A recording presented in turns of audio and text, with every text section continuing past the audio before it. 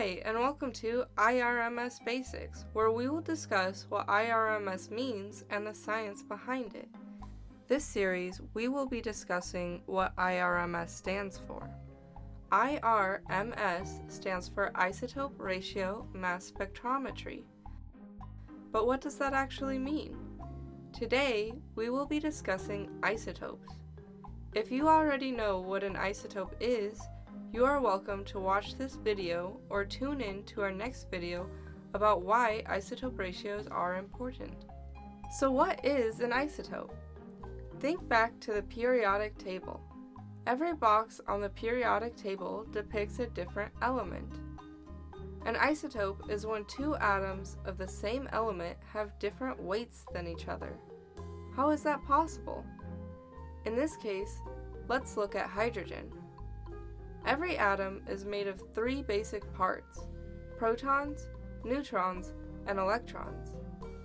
Protons and neutrons make up the inner core, called the nucleus, and electrons float around them. Protons are positively charged and have a weight, or mass, of 1 atomic mass unit, or AMU for short. Protons affect what element an atom is.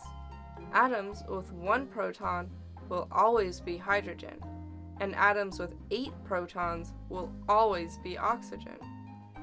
Next, let's discuss electrons. Electrons are negatively charged, and you know what they say about opposites? They attract. So for every 1 proton, atoms prefer to have 1 electron. When they don't have 1 electron for every 1 proton, they're known as ions. Keep this in mind for our video on mass spectrometry. Anyways, electrons weigh so little that they are considered to have 0 AMU. They affect how the atom reacts to other atoms and will even be the reason things stick together to create compounds or even you. Last, let's discuss neutrons.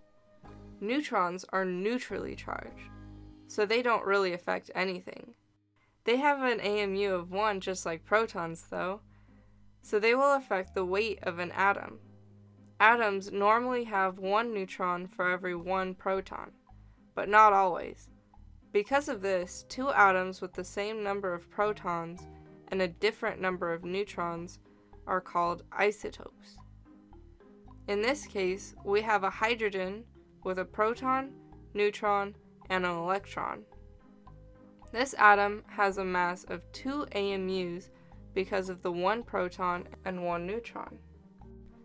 Over here, we have a hydrogen with 1 proton, 1 electron, and no neutrons, so it has 1 AMU. These 2 atoms are different isotopes of the same element, hydrogen. Most elements have several isotopes that are stable and will stay that weight forever, but some don't. When an element has too many neutrons, it will become unstable and is considered to be radioactive. We will discuss this in a later video. For now, thank you for watching and tune in to our next video on isotope ratios.